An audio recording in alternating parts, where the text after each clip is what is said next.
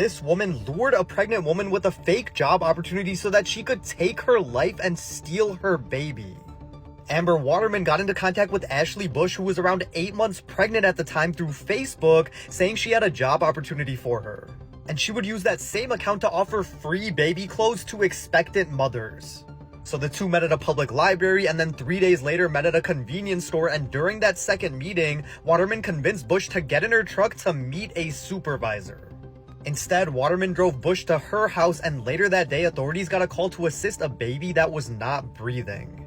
When officers got there, Waterman said that she gave birth to the baby in the truck while on her way to the hospital, but they later realized that that was in fact Bush's child, who had already passed away.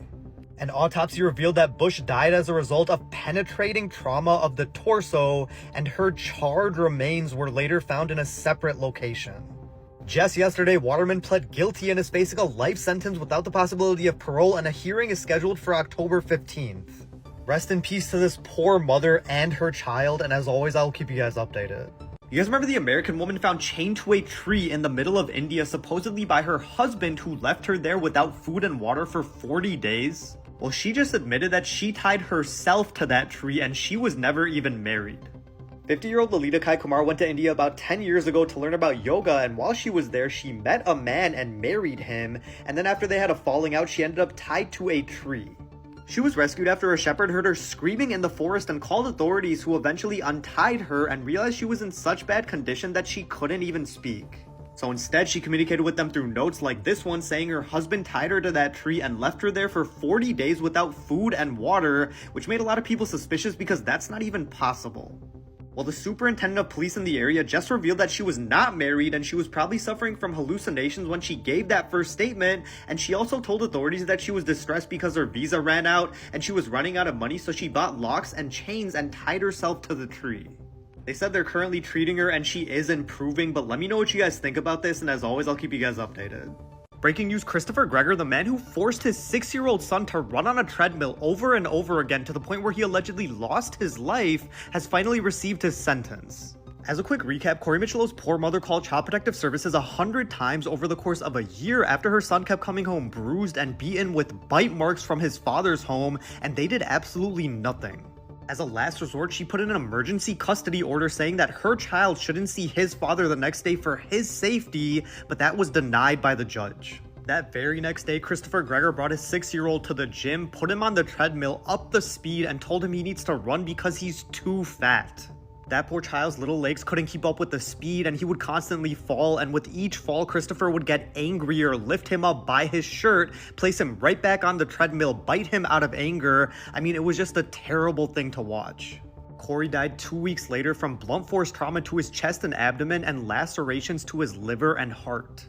Christopher Gregory avoided a murder charge, and just today he was sentenced to 25 years, 20 for aggravated manslaughter, and 5 for child endangerment, and he insisted that he never hurt his son. Rest in peace to Corey, and as always, I'll keep you guys updated. This teen mom tossed her newborn into a dumpster right after giving birth, all because she didn't want her boyfriend to break up with her. The 18-year-old was arrested in Houston, Texas on Thursday after investigators say she gave birth to a baby boy on the ground behind the food truck where she works. She then put the child, placenta, and umbilical cord into a bag, tied it, and threw it in a dumpster in the middle of summer in Texas. By some miracle, later that same day, someone who was just passing by heard the newborn crying and called emergency services, and they were able to remove the baby from the dumpster and take him to a hospital. Investigators quickly found out who left the child there, especially considering that the entire thing was caught on surveillance footage, and when they asked her why, she said she had no choice because she didn't want her boyfriend to break up with her. They also found out the mother was a Guatemalan national staying in the US illegally, and she was charged with 1 count of felony abandoning a child without the intent to return, and she's currently being held on a $200,000 bond. The newborn is in the care of CPS and is in good health, and as always, I'll keep you guys updated. A 17-year-old girl that has been missing for nearly 2 months has just been found living with and engaged to a 44-year-old man that she just met. Penelope Wise, also known as Pennywise, ran away from her Michigan's family home around 6 p.m. on May 31st after getting into a disagreement with her parents. And the very same night, she met a 44-year-old man around 2 a.m. who was a complete stranger to her, and she ended up living with that man until the moment she was found, and she just told detectives that her and that man are engaged. She was last seen on surveillance camera on June 1st and only recently spotted by someone in person who said that he saw her riding a bike and recognized her from missing persons posters. Penelope is now safe and in police custody, and the man that she was with will likely not face any criminal charges because authorities are saying due to Penelope's age and the fact that she is not 16 years or younger, they can't charge the man with contributing to the delinquency of a minor, harboring a runaway, or anything of that nature. Let me know what you guys think about this, and as always, I'll keep you guys updated. This is the view from one of the world's tallest water slides named Verrückt. It is no longer in service, and after this horrifying incident, it has been dismantled. It's located in Kansas City. It's 169 feet tall, taller than the Niagara Falls. It reaches speeds of about 70 miles per hour. I mean, the name Verrückt literally means insane in German.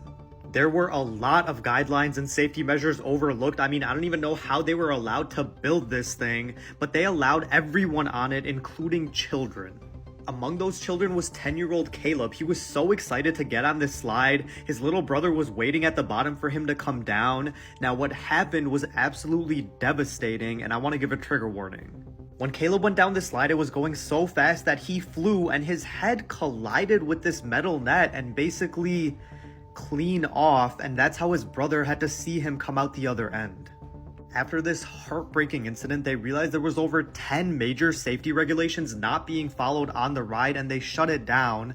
But rest in peace to Caleb, and prayers to his poor family. The Australian man who filmed himself essaying puppies, his own dogs, and doing unspeakable things to other people's dogs who left them in his care to the point where pretty much all of them had unalived, and then posted those videos online where he also accessed child essay material, has officially been sentenced. His name's Adam Britton, guys, and his interest in animals started back in 2014 when he preyed on his own 2 dogs. And he became so addicted with filming and doing these things that he lured a bunch of other people with work or travel commitments into giving him their pets while they were away. And when pet owners would ask how their animals are doing, he would send them old pictures and say they're doing just fine, when in reality, he was doing unspeakable things to them in what he called a torture room and then posting those videos online. I mean, out of the 42 dogs that he preyed on, 39 lost their lives. They found out he would engage in sick discussions with other users about animal essay, acquiring dogs, and even disposing of them once he was done with them. They also found 15 files of child essay material on his laptop of toddlers being subjected to unspeakable things. He pled guilty to pretty much all of it and was sentenced to 10 years and 5 months in prison, which animal activists are saying is not even close to enough. But let me know what you guys think about this, and as always, I'll keep you guys updated. They literally stapled this poor 6-year-old child to a wall as a form of punishment. I mean, this is horrible. This is 6-year-old Giovanni Jennings. He went by Chulo, and he unfortunately lived a terrible life at the hands of his mother and her boyfriend. On July 30th, police in Oakland County, Michigan received a call from this woman, Elena Jennings, saying that her 6-year-old son was no longer breathing. When police got there, they found 6-year-old Giovanni not breathing with injuries all over his body. He was taken to a hospital where he sadly passed away the next day on July 31st from his injuries. An autopsy revealed that 6-year-old Giovanni was murdered. He died from blunt force trauma to his abdominal area and a perforated bowel for a lengthy amount of time. This poor child had bruising all over his entire body, every place imaginable, on his ears, his thumbs, and he had BB shot wounds on his shins. Not only were they stapling this poor boy to a wall, they were shooting his shins with BB guns. They would even lock him in a room, barricade him in a corner, and even beat him in front of his other 2 siblings. He was sleeping on a small wooden slide, and they had blackout curtains so that he couldn't even see outside. The mother's boyfriend Daniel is the one that allegedly stapled that poor boy to the wall, and he even installed security cameras and pointed them in the corner of the room where they were keeping that poor child. He would staple him by his shirt with his face towards the wall. I mean, this is horrible. They were both charged with murder, and as always, I'll keep you guys updated. This man strapped his ex to a wheelchair and then forced her to watch as him and his new girlfriend dug her grave before taking her life. I mean, this is horrible. This is 43-year-old Amy. She's a loving mother of 3 children and just became a grandmother and was so excited to see her grandson.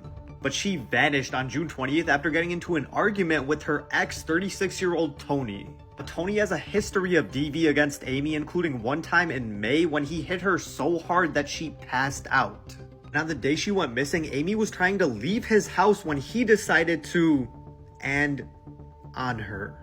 So Tony called his current girlfriend Brandy, and together they strapped Amy to a wheelchair by her hands and feet using ratchet straps. They then left Amy there and grabbed shovels, tarps, a pickaxe, and a GUN, and then threw all of those things in the back of Tony's car, including Amy, and then drove to the woods. Amy was then forced to watch as they dug her grave before taking her out of the wheelchair and then taking her life. Brandy served as a lookout while Tony was covering her, and then they tried to get rid of any evidence. The case went cold until August 2nd when Brandy came forward and admitted what the two did together. Investigators were able to recover Amy, or what was left of her, and Tony and Brandy were charged with all of this and are being held on $1 million cash bonds. Breaking news, the state of Utah just executed this man for what he did 25 years ago, and if you don't know what that is, trigger warning, it is hard to listen to. This all started July 9th of 1998 when this man, Tabaron Honey, called his ex-girlfriend Carol and told her to come over to his house. She declined and he got angry and threatened to take the life of her mother and nieces who were all staying at the same home. Carol didn't take the threat seriously and her sister left for work at around 10:30 p.m., leaving her mother and nieces home alone. Honey then called a cab and the driver said he was clearly intoxicated but knew exactly how to get to her house. That same night, police arrived at Carol's mother Claudia's house after getting several calls from the neighbors. When they got there, they noticed a sliding door was broken and they saw Honey trying to flee from the garage, and he had blood from his fingertips down to his elbows, and he kept saying, "I stabbed her, I took her life with a knife." When they entered the home, they found Carol's mother Claudia partially clothed face down on the living room floor with a knife next to her head. 2 of the children reportedly had some blood on them, but one, identified as DR, was literally covered head to toe with blood. DR and her mother Claudia both had serious signs of SA. Claudia had lacerations from her neck to her ear and even through her backbone, and even this. He was convicted of all of this and just yesterday died by lethal injection, but protesters are very upset, saying that taking someone's life does absolutely nothing. Rest in peace to Claudia Ben, and as always, I'll keep you guys updated.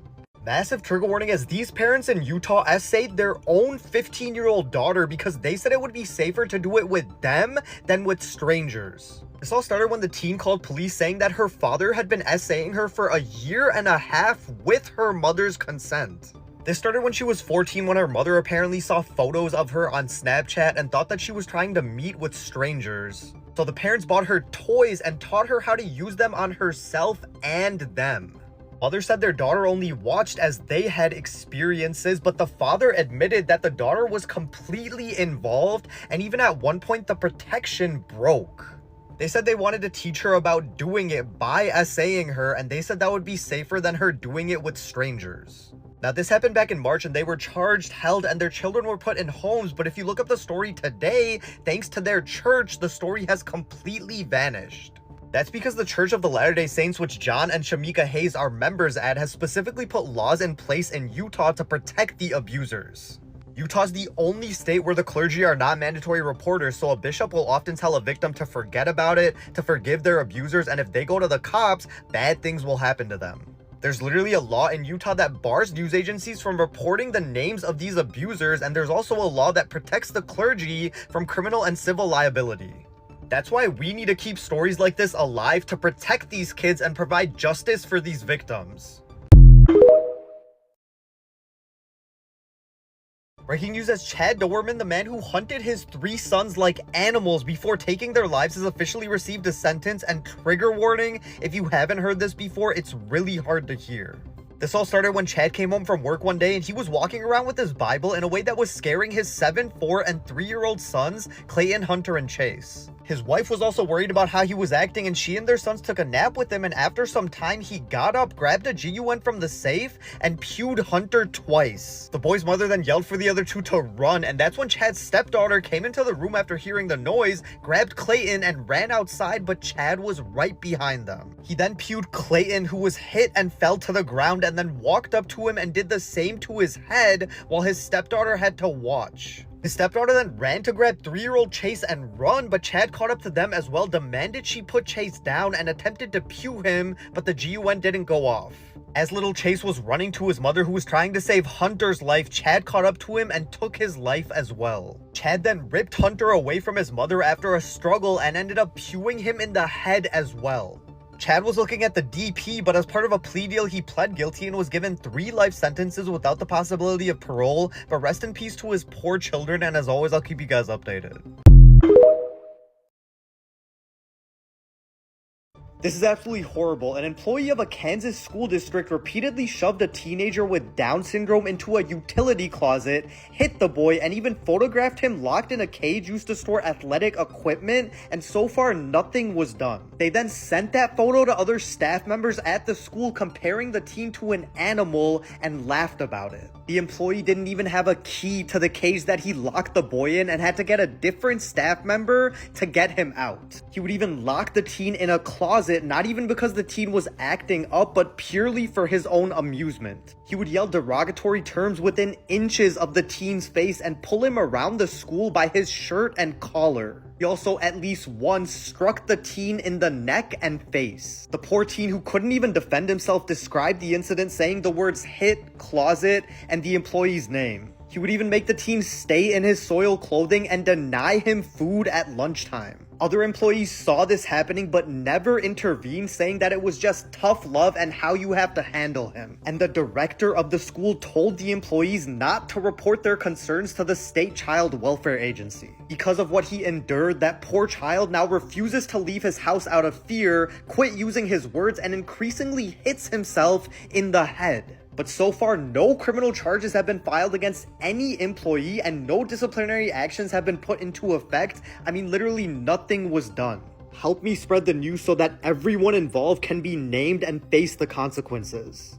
This doctor's parents got a call that she took her own life on the job, but when they realized what actually happened, it caused riots across the country. This is Dr. Mumita Debnath. She's a second-year postgraduate trainee doctor at RG Kar Medical College in North Calcutta, India. After working 36 hours at the hospital, she laid down in a back room on a carpet to get some rest. A few hours later, her parents got a call from an officer saying that their daughter took her own life on the job, and when they rushed to go to the hospital to see her, the officers and staff members wouldn't let them see her for over 3 hours, even after they begged and pleaded. And when they finally saw her, they knew immediately that their daughter did not take her own life. They saw that her legs were pulled so far apart that her pelvic bone cracked. She had bruises and black marks and scratches all over her body. Her nose and eyes were bleeding. They found shards of glass in her face and eyes from the glasses she was wearing. Her throat was pressed so hard that bones in her neck cracked and hands were placed over her mouth to prevent her from screaming. The DNA of multiple men were found in her and under her fingernails. I mean, the list goes on. So far, 19 people have been arrested, including officers that tried to cover this up, hospital staff, doctors, and security that did nothing and participated in this. People are flooding the streets of India protesting that women have never been safe, they're easy targets even in the workplace, and harsher punishments need to be put into place. Please help me raise awareness because the media won't, so that we can get justice for this woman and her family. These doctors in Ohio propped up the corpse of a dead patient like a doll in front of their family to cover up the fact that she died in a routine surgery 2 hours prior. The unidentified 65-year-old patient was in good health when she first walked into Adena Health System for what should have been a routine heart catheterization. But after the surgery, the doctors realized she was no longer breathing, so before the family came to check on her, they propped her up to make her look fake alive and then urged the family to take her off of life support. But the family knew something was up when they saw 1 o'clock as the time of death on her medical records, but 3:05 as the time of death on her death certificate. Families demanding answers from the hospital and this doctor, Jared Betts, who previously faked his credentials. He performed many surgeries that he was never qualified for, and during this one, he accidentally cut into the woman's artery. This caused her to later die in another doctor's care, and since then, more than 30 people have come forward accusing Betts of faking his credentials. This happened last year, but since then, the family has filed a lawsuit against the hospital, but so far, no one has come forward or taken accountability. Help me spread the news so that no one else has to suffer at the hands of this man or this hospital. Breaking news, the woman who took the life of a man who SA'd her and ST'd her since she was just a teenager has officially been sentenced, and it is outraging the community. In May, Crystal Kaiser pled guilty to taking the life of 34-year-old Randall Volar, who was under investigation for SAing and STing many girls. Volar paid Kaiser to SA her when she was just a teen after meeting her online, and then continuously SA'd and filmed her, as well as many other girls, multiple times, and after years of this, Kaiser decided enough was enough. On the morning of June 5th of 2018, like many other days, Volar was pinning Kaiser to the ground after she refused to be SA'd by him, so she pewed him twice in the head, set fire to his house, stole his car, and escaped the abuse. Kaiser's lawyers and supporters are saying that all the charges should be dropped because this was self-defense. She was protecting herself and all the other girls that he was abusing. But the prosecutors are saying that that was not her choice to make. And just yesterday, she was sentenced to 11 years in prison, which many people believe is far too much. There's currently a petition on change.org that has over 1.5 million signatures that says because of the color of her skin, she is getting a harsher punishment.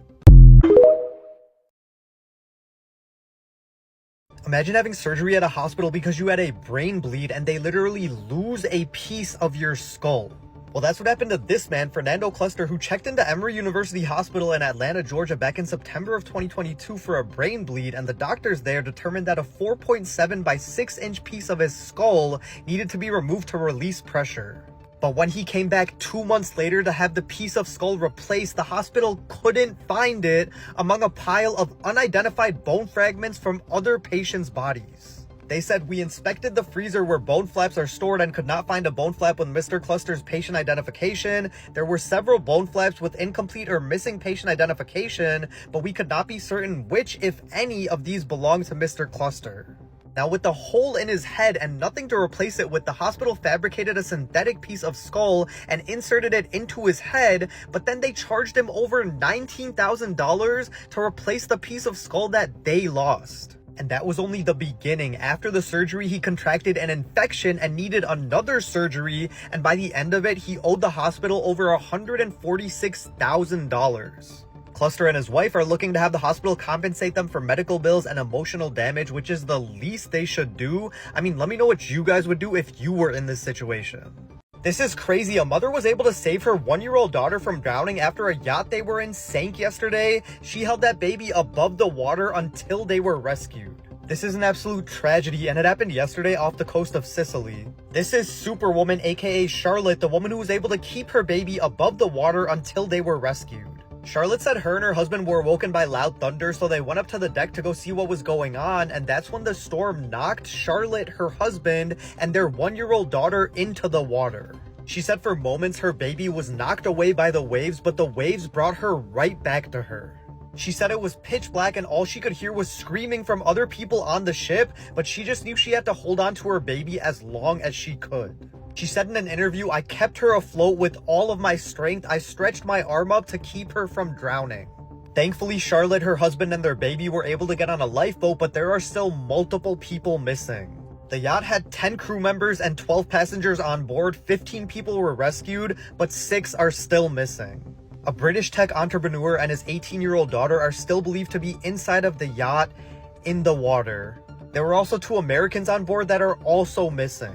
This was a heartbreaking tragedy, and prayers to everyone affected by this. This is absolutely horrible. This man took his wife's life and then propped her up on the couch to make it look like she was still alive on Christmas Day while her kids opened their presents. This is 26-year-old Zazelle Preston, who's a mother of 3, and she just had a newborn with 39-year-old dock worker Wallace and had children from other relationships as well. And according to reports, they had a Christmas Eve party the night before, and we can only go based off of what he said happened because they were the only 2 people there that night, and he apparently said that he tossed her around to the point where she unalived. And the next morning on Christmas Day, he propped her on the couch, put sunglasses on her to make it look like she was still there, and told the kids that mommy ruined Christmas, she got drunk and ruined Christmas, and then they opened their presents. Wallace previously served jail time for beating his wife, who was only weeks away from graduating college, where she hoped to become a counselor and help other abuse victims.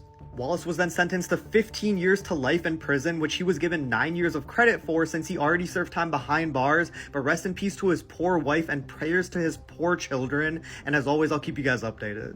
This 5-year-old boy died after accidentally pewing himself in his parents' bedroom, and authorities are not looking to file any charges. Police say Brooks Thomas Wilson was playing in his parents' house in Utah when he found a loaded GUN in their bedroom and fired a single shot to his head. His parents rushed to the room after hearing the shot, and his father attempted CPR while they waited for help to arrive, but unfortunately it was too late. No foul play is suspected, and authorities are reportedly not looking to file any charges against the parents. This is because Utah law doesn't require prosecution for people who leave unattended weapons accessible to minors and doesn't require weapons to even be secured.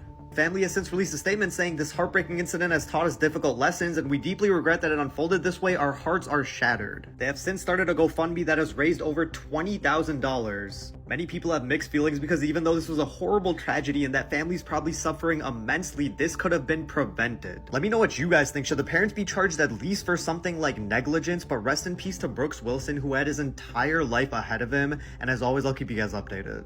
Breaking news, the man who was sentenced to 350 years in prison for taking a 5-year-old little girl out of her home and driving her hundreds of miles away from her family to SA her could now be completely freed, all because he is elderly. Are you kidding me? Charles William Mix, who was 49 at the time, befriended the 5-year-old's father and gained the trust of everyone in that family so that he could get close enough to that girl to do whatever he wanted to her. And they discovered for years he would take actual photos of her and send her love letters to make her think what he was doing was okay. And on June 2nd of 2003, he took her from her home and drove her hundreds of miles away to Utah, where he confessed to sleeping next to her, and I'm pretty sure we all know it was probably more than just that. He was then charged with all of this and sentenced to 350 years in prison so the family could have some peace knowing that he would be put away forever until now. Because under California's new progressive elderly parole program, anyone who's over the age of 50 and who served 20 consecutive years can be considered for parole and immediate release. Apparently, because he's 69 now, it isn't fair to keep him in prison. But what about the family who have healed and moved on from this and now have to dive back into everything to keep him behind bars? And what about the victim? That poor girl who is now 27 is traumatized for life and still has trouble speaking about that day, now has to face the possibility that that man could go completely free, like what happened to her didn't even matter. His parole hearing is scheduled for September 25th, so before that, we need to spread the news, raise awareness, and fight for her justice. This is horrible. A 22-year-old special needs man died after being left in a hot car for hours by his own caretaker who snuck off to go to a second job. Rogers Lee Jr. is an employee of Universal Healthcare, and he was supposed to be looking after Dontarius Batts, but instead decided to take him along to his other gig, working as a janitor at a high school. He arrived at school for his 8 a.m. shift and left Batts, who's unable to defend himself, unable to speak up for himself, or even call for help, in the hot car with the windows up and the engine off.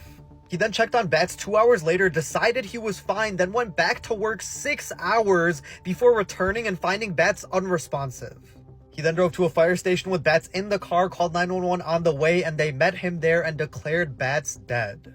Rogers was arrested and charged, and an autopsy will be conducted, but they believe Batts died from the temperature inside of the car.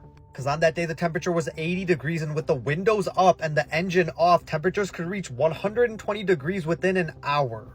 Rogers was fired from his job at the school and is being held on a $35,000 bond, but rest in peace to Batts, and as always, I'll keep you guys updated.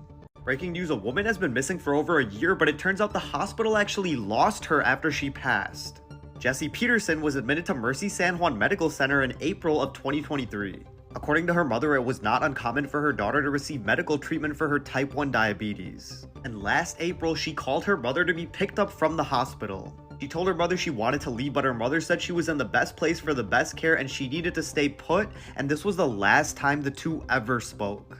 And just 3 days later, the mother tried to contact her daughter's room, but was told that she was discharged against medical advice. No information on her daughter being there, they filed a missing persons report and informed authorities. They spent the next year looking for her daughter and even put flyers all across town. But the truth was that their daughter passed away 2 hours after their last phone call on April 8th. And April 12th of this year, a detective contacted the family saying their daughter was found deceased inside of the hospital. They said at this point Jesse's body was so decomposed that an open casket funeral was not feasible and Jesse's fingerprints were not even obtainable for any keepsake. They said her body was moved to an off-site cold storage facility. The hospital said they extend their deepest sympathies, but they're unable to comment pending litigation. Rest in peace to this poor woman and prayers to her family, and as always, I'll keep you guys updated.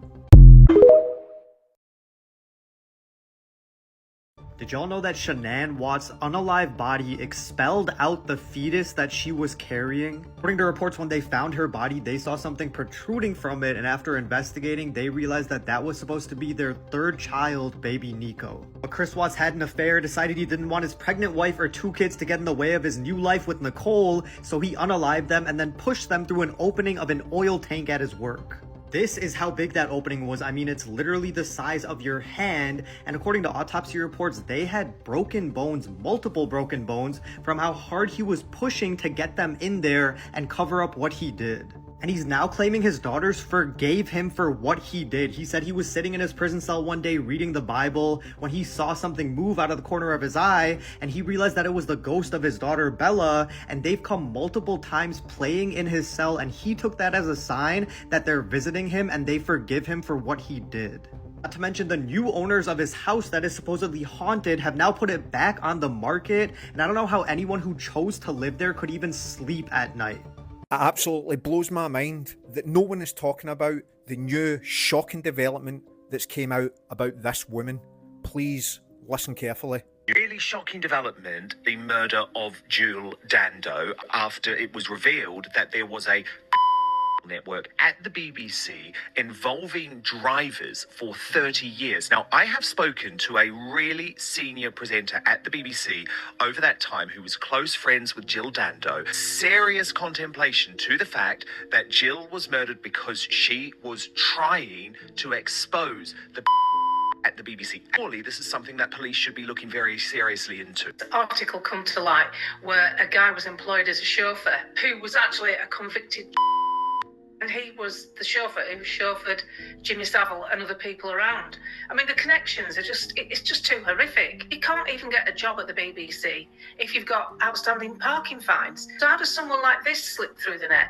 A convicted child offender. Now, this beautiful woman is Jill Dando, and people have been speaking about this for years, especially what's going on at the BBC. To be honest, it's probably no surprise to people out there. I would like to know what your thoughts are on this new article and this new information that's come out about Jill Dando. Make the rest of your life the best of your life. Breaking news as Wade Wilson, otherwise known as the Deadpool Killer, has officially been sentenced. On October 7th of 2019, Wilson met Christine Melton and her friend Stephanie Sailors at a Fort Myers bar.